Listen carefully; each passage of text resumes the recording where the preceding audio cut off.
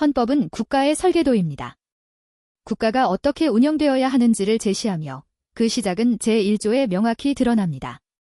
대한민국은 민주공화국이며 모든 권력은 국민으로부터 나옵니다. 국회는 입법을, 정부는 행정을, 법원은 사법을 담당하는 삼권분립 구조를 통해 권력이 한 곳에 집중되지 않도록 설계되어 있습니다. 또한 헌법은 모든 법 위에 있는 최상위 법입니다. 다른 어떤 법률도 헌법에 위반될 수 없고 위반될 경우 그 법은 무효가 될 수 있습니다. 헌법은 단지 법률을 정리하는 문서가 아니라 국민의 권리를 선언하는 근본 규범입니다. 헌법은 국민의 기본권을 보장합니다. 인간의 존엄성과 가치를 비롯해 평등권, 표현의 자유, 교육받을 권리 등 다양한 자유와 권리가 명시되어 있으며 이들은 단지 선언적 문구가 아니라 실제로 보호되는 실질적인 권리입니다. 동시에 국민은 국방, 납세, 근로와 같은 헌법상 의무도 함께 지며 권리와 의무는 함께 균형을 이룹니다. 그리고 헌법은 단지 법의 집합이 아니라 역사적 약속이자 국민의 선언입니다. 헌법 전문은 3.1운동의 법통과 4.19 민주이념을 계승한다고 명시하며 과거의 억압과 불의를 극복하고 자유와 민주주의를 지키겠다는 국민 전체의 의지를 담고 있습니다. 헌법은 시대의 흐름에 따라 개정되며 국민과 함께 발전해온 살아있는 문서입니다. 대한민국 헌법은 국가의 정체성과 운영 원리, 국민의 권리, 국가기관의 구조, 그리고 헌법의 수호 절차를 담은 국가의 최고 규범입니다.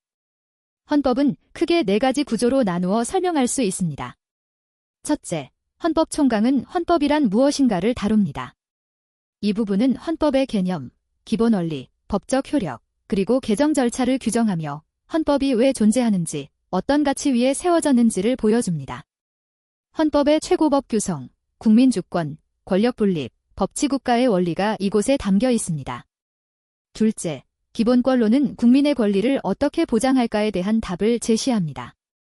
인간의 존엄과 가치, 자유와 평등, 사회권 등 국민의 기본적 권리를 선언하며 행복추구권, 표현의 자유, 평등권 등의 구체적 권리와 함께 이 권리가 제한될 수 있는 요건과 원칙도 규정합니다. 특히 과잉금지 원칙, 국가의 기본 의무 등은 기본권 보호의 기준이 됩니다. 셋째, 통치구조로는 나라를 어떻게 운영할 것인가에 관한 내용입니다. 입법, 행정, 사법의 국가기관이 어떻게 구성되고 어떤 권한을 갖는지를 규정합니다. 국회의 입법권, 대통령과 행정부의 집행권, 법원의 독립성과 재판권, 그리고 국민의 참여를 보장하는 선거제도가 포함됩니다. 이는 권력분립 원리에 따라 국가 권한이 균형 있게 운영되도록 하는 구조입니다. 넷째, 헌법재판론은 헌법을 누가 어떻게 지킬 것인가에 관한 부분입니다. 헌법재판소의 설치와 권한, 위헌법률 심판, 헌법소원, 권한쟁 의심판 등의 절차를 통해 헌법의 최종적 수호자가 누구인지, 어떻게 헌법을 심판하고 구제할 수 있는지를 규정합니다. 위헌심사 기준, 자기 관련성, 보충성, 청구인 적격 등 구체적 요건들도 이 구조에 포함됩니다. 이처럼 대한민국 헌법은 총강, 기본권, 통치구조, 헌법재판의 4축을 중심으로 체계적으로 구성되어 있으며 국민의 자유를 보장하고 국가의 질서를 유지하며 헌법 그 자체를 수호할 수 있도록 설계되어 있습니다.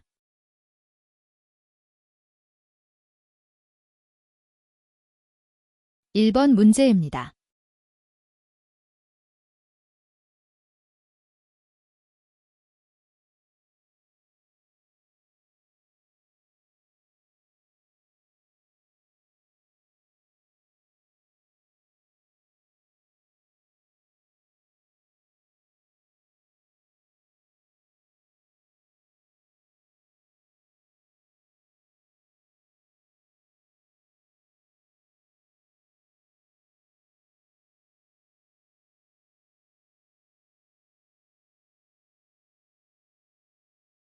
이번 시간에는 2024년 헌법재판소가 결정한 방송통신위원장 탄핵 심판 관련 가처분 사건에 대해 설명드리겠습니다.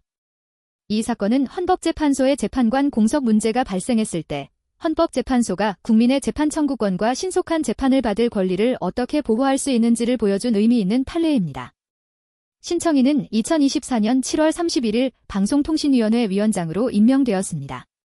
하루 뒤인 8월 1일 국회의원 188인은 탄핵소추안을 발의했고 이 안은 8월 2일 국회에서 가결되었습니다.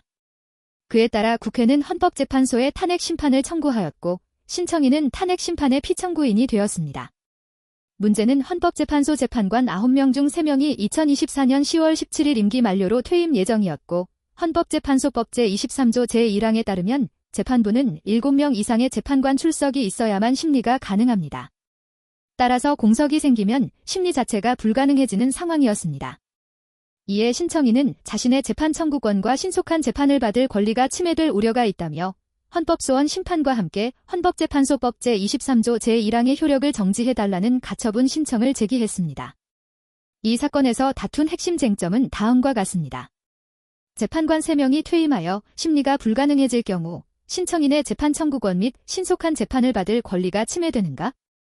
헌법재판소는 2024년 10월 14일 가처분 신청을 전원일치로 인용하였습니다. 판단 이유는 다음과 같습니다. 본안 심판이 명백히 부적법하거나 이유 없다고 보기 어렵고 재판관 공석으로 인해 심리조차 진행되지 못하는 상황은 신청인에게 회복하기 어려운 손해를 초래할 우려가 있다고 판단하였습니다.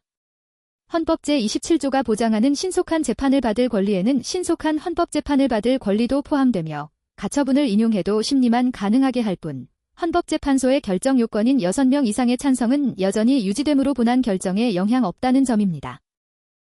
또한 만약 가처분을 기각하고 나중에 본안에서 청구가 인용된다면 이미 신청인의 권리는 침해된 상태가 되어 사후 구제가 어렵다는 점도 강조되었습니다. 이에 따라 헌법재판소는 헌법재판소법 제23조 제1항 중 재판관이 임기 만료로 퇴직하여 공석이 된 경우에 적용되는 부분의 효력을 정지한다고 결정하였습니다. 이 결정은 재판관 전원의 일치된 의견으로 내려졌습니다. 이 사건은 헌법재판소가 제도적 한계로 인해 심리 자체가 불가능한 상황에서 국민의 기본권을 사전에 보호한 사례입니다. 특히 재판 청구권과 신속한 재판을 받을 권리가 얼마나 본질적인 헌법상 권리인지, 그리고 헌법재판소가 그 권리를 어떻게 실질적으로 보장하고 있는지를 잘 보여주는 결정이라 할 수 있습니다. 감사합니다.